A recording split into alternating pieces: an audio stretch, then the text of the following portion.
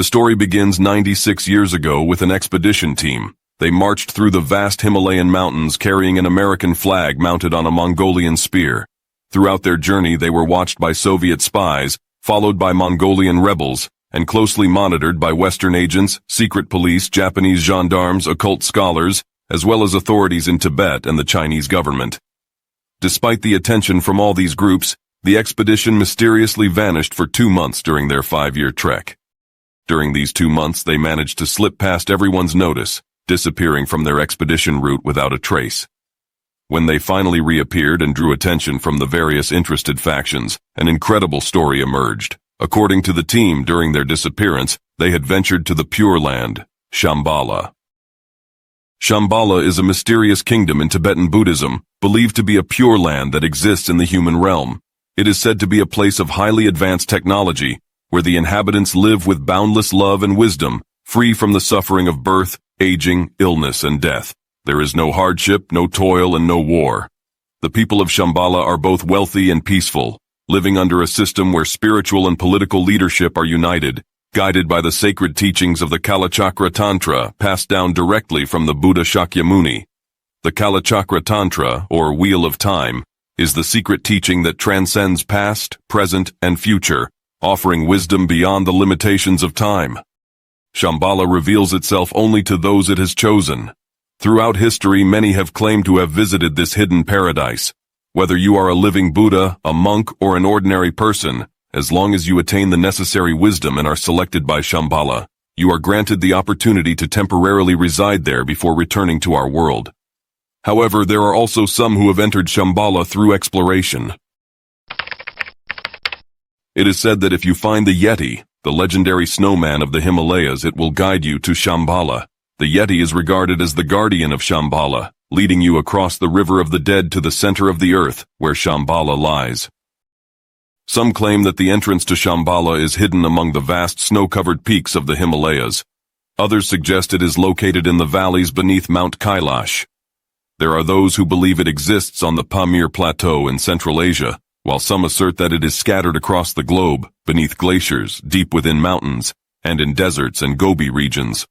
Furthermore, some say that Shambhala actually exists in a higher dimensional space-time, and that one can see its entrance after reaching a certain level of spiritual attainment. In the worldview of Tibetan Buddhism, Shambhala symbolizes the ultimate state of peace, enlightenment, and spiritual practice.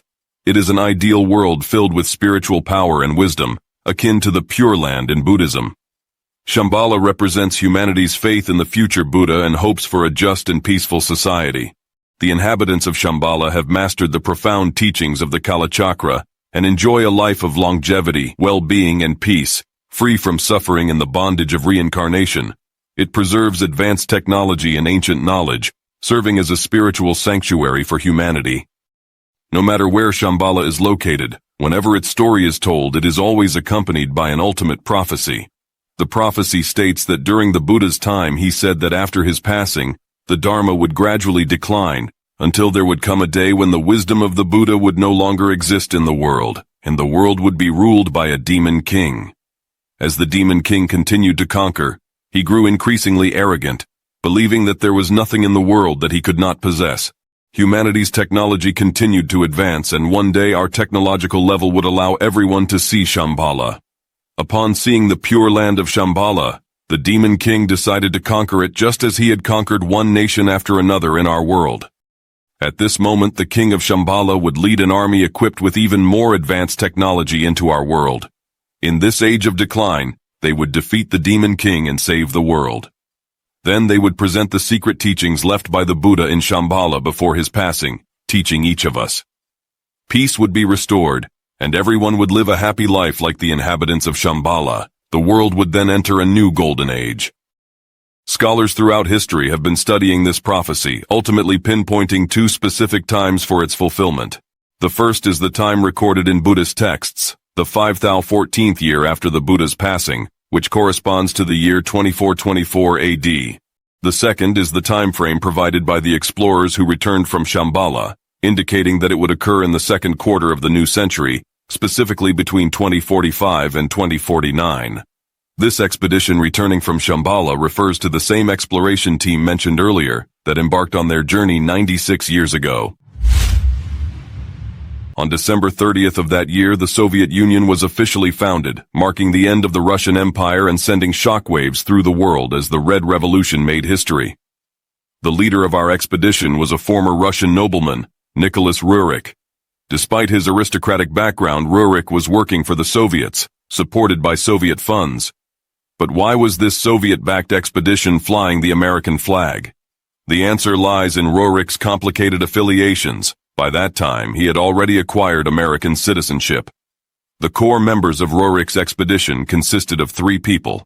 The first was Roerich's eldest son, a well-respected Tibetan scholar fluent in multiple foreign languages and rigorously trained in military tactics.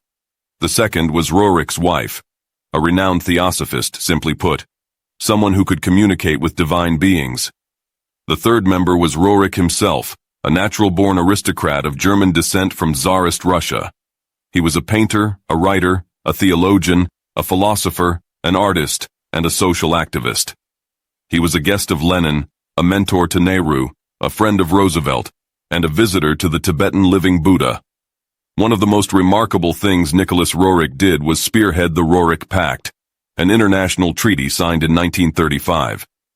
The pact declared that cultural, artistic, and scientific institutions should be protected during wartime, making it a precursor to modern international conventions for the protection of cultural heritage. The famous Banner of Peace symbol from this pact is still recognized today. This so-called private expedition claimed to be driven by a fascination with Tibetan culture, their goal, to find the legendary Shambhala and introduce the wonders of Tibetan Buddhism to the Western world.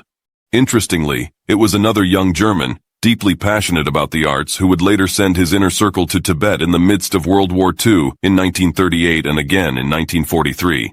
He too believed in the stories Roerich told and hoped to uncover the Axis Mundi, believing Tibet held advanced technology capable of turning the tide of the war.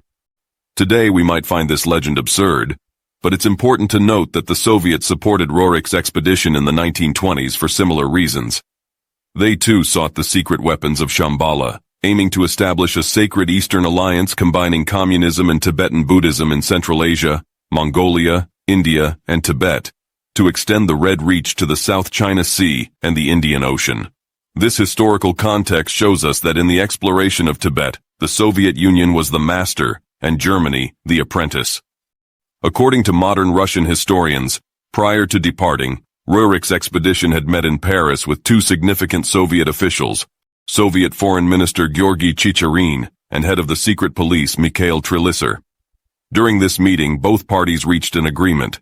The Soviets would provide funding, transportation, supplies, and intelligence support, while Roerich would gather information on British and French activities, explore the feasibility of a sacred Eastern alliance, and bring back secrets of Shambhala's advanced technologies.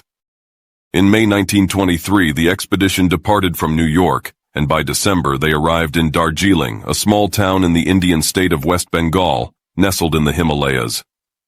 At that time, Darjeeling was the main foothold for Westerners venturing into Tibetan lands, known for its British tea plantations and the first Himalayan railway. It became a meeting point for fascinating individuals from both the East and the West. In Darjeeling, Roerich frequently interacted with Tibetan lamas and spiritual leaders, sharing his vision of a sacred Eastern Union. Some lamas were intrigued by the idea and gradually gathered around him. Various mystics and adventurers also joined his expedition, making the Roerich expedition grow more vibrant and diverse. A year and a half later, on May 6, 1925, Roerich and his team left Darjeeling, traveling along the southern slopes of the Himalayas. By August 9th, they reached Leh, also known as Little Lhasa. After leaving Leh, the expedition ventured into Xinjiang. However, in the city of Hotan, the Chinese government confiscated all their weapons and some of their documents, detaining them for 3 months before eventually allowing them to continue their journey. The expedition then followed the Silk Road, visiting many ancient Buddhist kingdoms such as Kashgar, Kucha, and Yanqi before heading north across the Yungar Basin into Soviet territory by July 1926. Their next destination was Moscow, 1,000 miles away. By this time, Lenin had passed, and Stalin had taken over as the leader of the Soviet Union. Stalin, too, seemed deeply interested in Tibet. It is said that Gleb Boki, the head of the Soviet secret police at the time, was a firm believer in the existence of Shambhala. Boki was convinced that the kingdom of Shambhala held secrets to advanced weaponry and methods of mind control, and he persuaded Stalin to support the search for Shambhala. This belief fueled the Soviet interest in the region, and although Roerich's visit to Moscow wasn't officially recorded in his logs, it is known that 2 months later, the expedition appeared in Ulaanbaatar, the capital of Mongolia. After spending a year in Mongolia and Manchuria, the expedition ventured south again, arriving in Tibet in October 1927. It was on the vast Changtang Plateau that the entire expedition mysteriously vanished. Despite being closely monitored by various forces, including British intelligence, the Chinese government, and other interested parties, the expedition disappeared without a trace, cutting off all communication with the outside world. For 7 months there was no word from them, and many assumed the group had perished. But in May 1928, the team mysteriously reappeared, this time back in Darjeeling, India. When they resurfaced, they claimed they had been detained by the Chinese government during their disappearance. However, declassified documents later revealed that the group had only been detained for 5 months, leaving 2 months unaccounted for. According to Roerich himself, during those 2 months they had journeyed to Shambhala. He documented his experiences in his writings, describing how, after being forced to return north toward the Soviet Union, they reached the northern foothills of the Altai Mountains, near a place called the Uiman Valley. There, local believers took them to one of the entrances to Shambhala, which was said to be sealed beneath a landslide of rocks. The locals assured them that when the Golden Age arrived, the people of Shambhala would return to our world, and the whole world would hear their chanting, bringing happiness and peace. Roerich even created a painting depicting what he claimed to be the entrance to Shambhala. Snow-capped mountains, a serene lake, with a towering peak rising from the lake's center. Atop the mountain sat a deity with the head of a man and the body of a snake, guarding the gateway to Shambhala. According to Roerich, this was one of the few places where one could enter Shambhala. Roerich's description of Shambhala was remarkably similar to earlier accounts, echoing Plato's descriptions of Atlantis and the Tibetan Bon religion's tales of the mythical land of Olmo Lungring. Many researchers began to speculate that Shambhala, Olmo Lungring, and Atlantis might be one and the same, a hidden base of advanced beings on Earth, a place where humanity could enter and be exposed to superior technologies and an advanced societal system, a true paradise or utopia. In Roerich's account, Shambhala was structured as a series of concentric circles. The outermost circle was surrounded by towering snow-covered mountains, and the innermost circle was also enclosed by high mountains. Between these rings were lower mountains and rivers, dividing Shambhala into the shape of an 8-petaled lotus. Each petal represented a district, ruled by a minor king, with each king overseeing 1.2 billion units or cities. In the center of Shambhala resided its supreme leader, a living Buddha. In his library, the Kalachakra Tantra, the sacred text personally passed down by the Buddha, was said to be kept. In Roerich's view, Shambhala was the ultimate paradise, an earthly nirvana filled with beauty, wisdom, and spiritual enlightenment. You might think Roerich's tale sounds like a myth, but his expeditions may have truly uncovered secret documents for the Soviets. Why else would U.S. President Franklin D. Roosevelt fund Roerich's second Far Eastern expedition in 1933? This journey, however, was cut short when someone accused him of spying for the Soviets. The U.S. government abruptly halted the mission and even considered sentencing Roerich to death for espionage. In the end, Roerich and his family relocated to India, where they spent the rest of their lives near the southern slopes of the Himalayas. In deeper legends, the Shambhala priesthood found Nicholas Roerich in India. They believed that Roerich was a person with a unique mission, capable of spreading wisdom and knowledge about the future of humanity. This mysterious group held that humanity's fate is not only closely tied to history, but also intricately connected to the laws of the universe and spiritual revelations. They entrusted Roerich with various aspects of humanity's destiny, people, events, and objects, and he distilled this knowledge into a banner, the Banner of Peace, adorned with 3 stars. Today, this banner still hangs in front of the Roerich Museum at 319 West 107th Street in Manhattan, New York. The museum showcases Roerich's life's work and research achievements, although it only presents information suitable for public knowledge. Looking at this Banner of Peace, do you feel any connections or thoughts arising? Lastly, let's explore an urban legend about this banner. The legend states that the 3 stars on the banner represent the Sirius star system. Could it be that Roerich, through his lifetime of exploration, shared with us a 20th century tale of the gnomes and prophecies even the Dogon people were unaware of? Alright, that's all for today. Thank you, everyone.